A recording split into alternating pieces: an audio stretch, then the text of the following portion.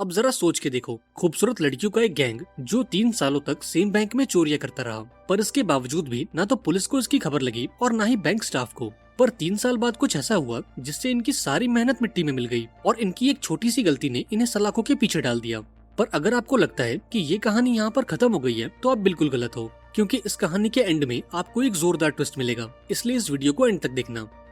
अब इस कहानी की शुरुआत में हम 3 अलग अलग फैमिलीज को देखते हैं जो ढेर सारे पैसों को बर्बाद करने की कोशिश कर रहे थे, क्योंकि इन्हें डर था कि पुलिस कभी भी इन्हें गिरफ्तार कर लेगी। अब इन 3 फैमिलीज में एक फैमिली थी ब्रिजेट और डॉन की, दूसरी फैमिली थी जैकी और बॉब की, और तीसरी फैमिली थी नीना और बैरी की। अब इस सिचुएशन को समझने के लिए हमें इस कहानी में 3 साल पीछे जाना होगा। एक दिन ब्रिजेट अपनी पड़ोसी मिंडी की पार्टी में गई, जहाँ उसे पता चला कि डॉन उनका घर बेचने वाला है। ये सुनकर वो फौरन अपने घर आई और डॉन से इस बारे में बात की। दरअसल डॉन एक नंबर का कामचोर है और पिछले कई महीनों से बेरोजगार बैठा है, और इसके चलते अब इनके सर पर $3 लाख का कर्ज भी है, और इस कर्ज को उतारने के लिए उन्हें इस घर को बेचना ही होगा। यहाँ ब्रिजेट कहती है कि हम दोनों कोई ना कोई नौकरी ढूंढ लेंगे ताकि हमें घर बेचने की नौबत ना आए। अब अगले दिन ब्रिजेट ढेर सारे जॉब इंटरव्यूज पर गई, लेकिन सभी कंपनीज ने उसे नौकरी देने से इनकार कर दिया, क्योंकि ना तो ब्रिजेट के पास कोई डिग्री थी और तो और उसकी उम्र भी काफी ज्यादा थी। अब उस शाम जब ब्रिजेट न्यूज़पेपर में जॉब आर्टिकल्स पढ़ रही थी, तब उसकी काम वाली बाई ने बताया कि उसका दिया हुआ चेक फिर से बाउंस हो चुका है। अब ये औरत ब्रिजेट के हालातों को जानती थी, इसलिए उसने ब्रिजेट को एक बैंक में साफ सफाई का काम दिलवा दिया। अब जब ब्रिजेट साफ सफाई करने के लिए सिक्योरिटी रूम में गई तो स्क्रीन पर दिख रहे कैश को देखकर उसका मुंह खुला का खुला रह गया। पर तभी इस बैंक का मैनेजर ग्लोवर उसके पास आया और उसे चेतावनी देते हुए बोला कि इस बैंक के अंदर हर एक स्टाफ पर कड़ी नजर रखी जाती है, इसलिए तुम कुछ उल्टा सीधा करने का सोचना भी मत। इसके बाद ब्रिजेट बैंक के श्रेडिंग रूम में गई, जहां उसकी मुलाकात नीना से हुई। नीना इस बैंक में सभी फटे पुराने नोटों को बर्बाद करने का काम करती है।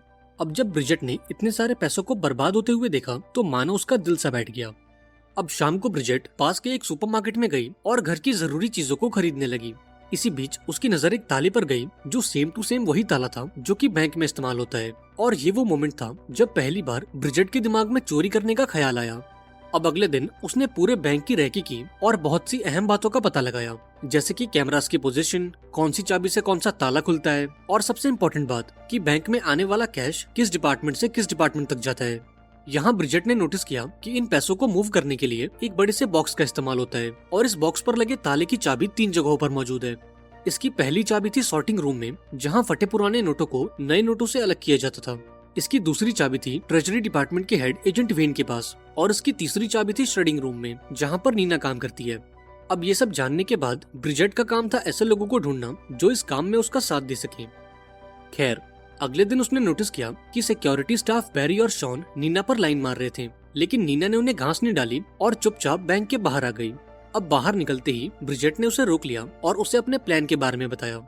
हालांकि ये प्लान सुनते ही नीना ने इसके लिए साफ इनकार कर दिया और ब्रिजेट को उससे दूर रहने को कहा, लेकिन ब्रिजेट ने भी हार नहीं मानी और नीना का पीछा करते हुए उसके घर तक आ पहुंची।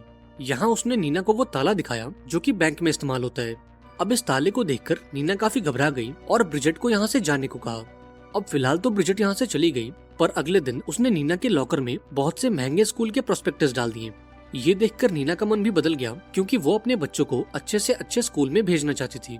फाइनली वो ब्रिजेट के प्लान में शामिल हो गई और अब इन्हें केवल एक साथी की जरूरत थी, इसलिए इन्होंने जैकी नाम की एक लड़की को चुना, क्योंकि वो काफी खुशमिजाज थी, इसलिए बैंक में किसी को भी उस पर शक नहीं होता। इसके बाद ये तीनों एक बार में पहुंचे और अपने प्लान को डिस्कस करने लगे। उन्होंने जैकी को पूरा प्लान समझाया और जैकी बिना कोई सवाल किए इस प्लान में शामिल हो गई। अब इस प्लान को अंजाम देने के लिए इन्होंने एक स्पेशल कोड बनाया, और वो कोड था अपने आईब्रोज को टच करना। अब अगले दिन ब्रिजेट ने उस नए ताले को अपनी बेल्ट में छुपा लिया और जैसे तैसे करके उसे बैंक के अंदर ले आई। अब लंच के दौरान ब्रिजेट ने वो स्पेशल इशारा किया और यहाँ नीना ने भी उसका साथ दिया, पर जैकी ने अपना सर ना में हिलाया, जिसका मतलब था कि वो इस प्लान के लिए तैयार नहीं है। अब पूछे जाने पर जैकी ने बताया कि मेरा दिल कहता है कि आज कुछ बुरा होने वाला है। ये सुनकर ब्रिजेट और नीना ने उसे खूब डांटा, क्योंकि उसके चलते आज इनका प्लान फेल हो गया था। हालांकि शाम होते होते जैकी की बात सच हो गई, क्योंकि आज ग्लोवर ने सभी एम्प्लॉयज का एक रैंडम सिक्योरिटी चेक करवाया और आज जैकी के चलते ये लोग पकड़े जाने से बच गए। अब अगले दिन इन सभी ने दोबारा से वही इशारा किया और फाइनली इस चोरी की शुरुआत हो गई। अब सबसे पहले ब्रिजेट इंस्पेक्शन रूम में गई और बड़ी सफाई से एक बॉक्स पर लगे ताले को अपने ताले से बदल दिया। इसके बाद वो जैकी से मिली और उसे उस बॉक्स का नंबर बताया जिसके ताले को उसने चेंज किया था। साथ ही उसने नीना को एक लिफाफा दिया जिसके अंदर उस बॉक्स का नंबर और उसका असली ताला मौजूद था।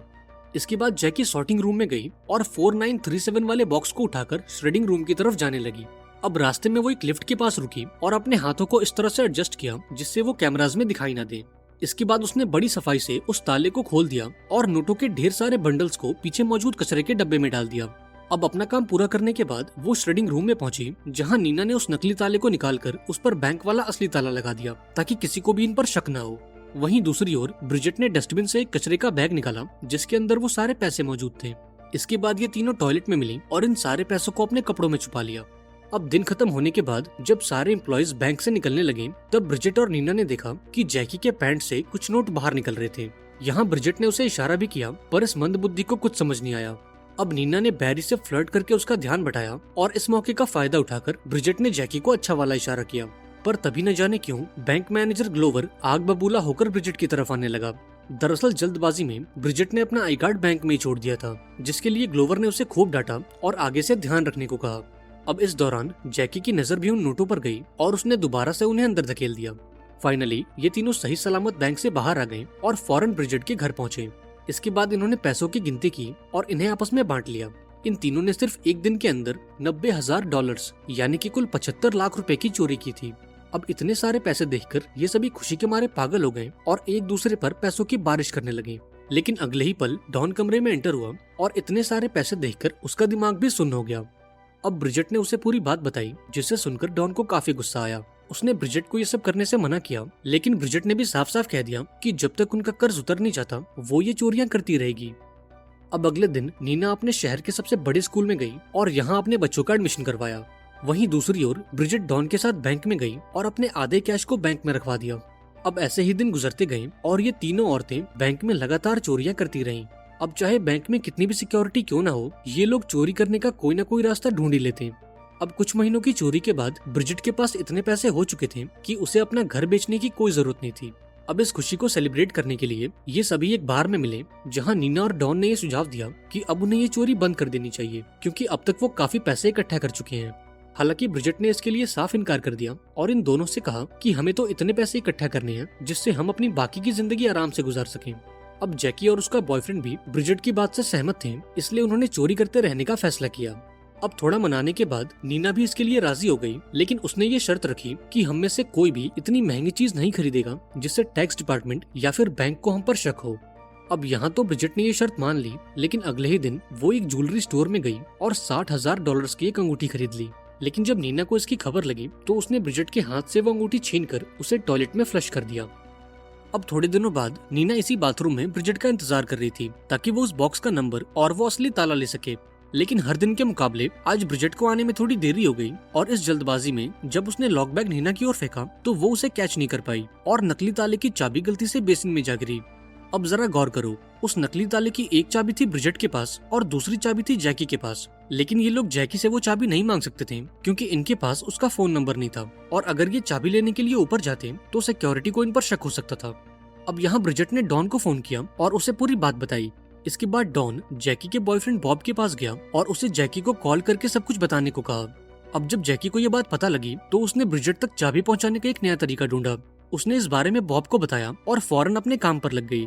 इधर डॉन ने ब्रिजेट को कॉल किया और उसे पूरा प्लान समझाया, लेकिन इस बीच ग्लोवर ने देखा कि ब्रिजेट काफी देर से टॉयलेट के अंदर मौजूद है। ये देखकर उसे शक हुआ और वो जांच करने के लिए टॉयलेट में आ पहुंचा। हालांकि ब्रिजेट डरने के बजाय ग्लोवर पर चिल्लाने लगी कि इतना गंदा टॉयलेट साफ करने के बाद भी उसकी सैलरी इतनी कम है। अब ब्रिजेट का ये रूप देखकर ग्लोवर भी काफी घबरा गया और फौरन टॉयलेट से बाहर आ गया। वहीं दूसरी ओर जैकी बिल्डिंग की लिफ्ट तक पहुंची और चाबी को एक च्युइंगम में लपेटकर उसे लिफ्ट के अंदर चिपका दिया। इधर ग्राउंड फ्लोर पर ब्रिजेट ने च्युइंगम से वो चाबी निकाली और फौरन नीना की ओर भागी। इधर नीना असली चाबी से उस नकली ताले को खोलने की कोशिश कर रही थी। ये देखकर बैरी उसकी मदद करने पहुंचा, पर वो भी उस ताले को नहीं खोल पाया। तभी यहाँ पर ब्रिजेट आ गई और बैरी का ध्यान बटाकर उस चाबी को नीना की ओर फेंक दिया। हालांकि बैरी को इन पर शक हो गया क्योंकि नीना ने वो ताला खोल तो दिया था, पर उसकी असली चाबी अब भी नीचे लटक रही थी। अब काम के बाद बैरी नीना से मिलने गया और उसे पूरी बात बताई। उसने नीना से बोला कि तुम और तुम्हारे दोस्त बैंक में चोरी करना बंद कर दो, वरना मैं पुलिस को सब कुछ बता दूंगा।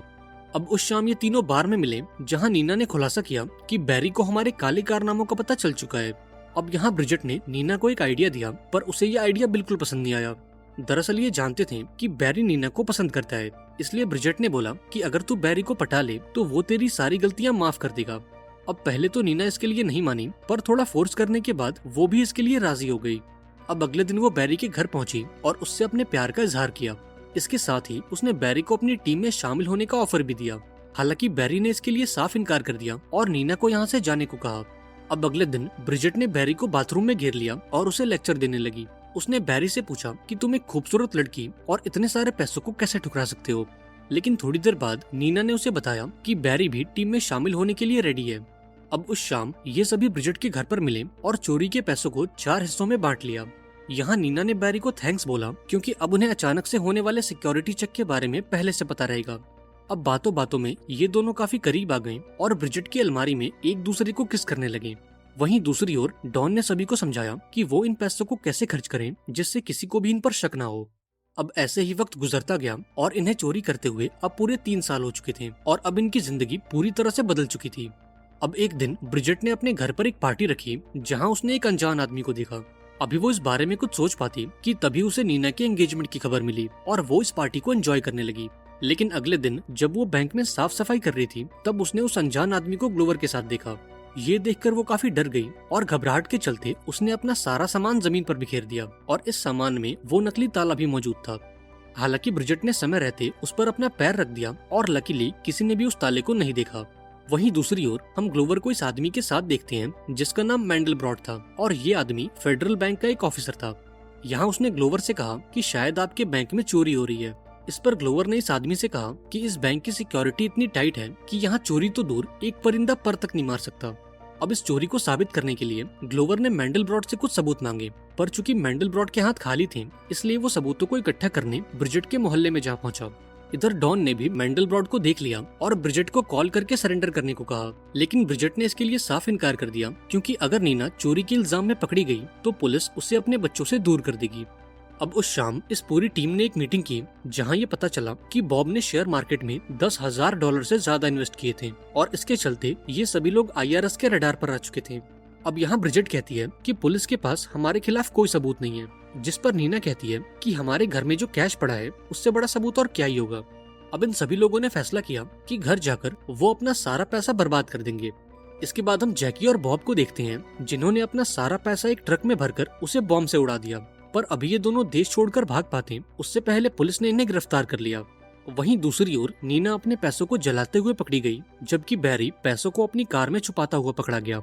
इधर पुलिस ने डॉन को भी पकड़ लिया जो अपने सारे पैसे टॉयलेट में बहा रहा था। हालांकि ब्रिजेट पुलिस के हाथों से बच गई और अपनी कार लेकर फरार हो गई, लेकिन वो इस बात से अनजान थी कि मैंडलब्रॉट उसका पीछा कर रहा है। अब उस रात ब्रिजेट एक होटल में रुकी जहां उसका सामना मैंडलब्रॉट से हुआ। यहाँ उसने ब्रिजेट से सरेंडर करने को कहा, जिस पर ब्रिजेट ने बोला कि तुम कोई पुलिस वाले नहीं बल्कि एक बैंक ऑफिसर हो, इसलिए अपनी औकात में रहो, और इतना कहकर ब्रिजेट वहाँ से चली गई। वहीं दूसरी ओर पुलिस ने बाकी की टीम को इंटरोगेट किया, पर किसी ने भी अपना मुंह नहीं खोला। अब यहाँ पुलिस वालों ने नीना पर दबाव डालने की कोशिश की, लेकिन इससे पहले कि वो कुछ बोलती जैकी ने उसका सारा इल्जाम अपने सर पर ले लिया। इधर ब्रिजेट अपनी पड़ोसी मिंडी के घर गई और उसके हस्बैंड से अपना केस लड़ने को कहा।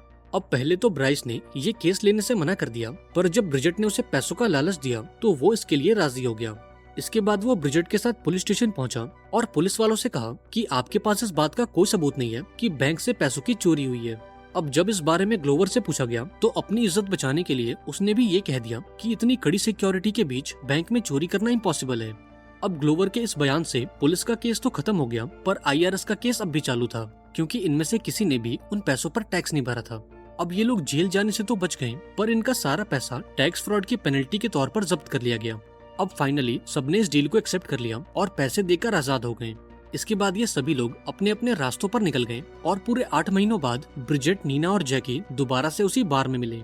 अब यहाँ ब्रिजेट ने इन दोनों को बताया कि उसने बार के स्टोर रूम में ढेर सारे पैसे जमा कर रखे हैं और इन पैसों की मदद से ये लोग अपनी बाकी की जिंदगी आराम से गुजार सकते हैं।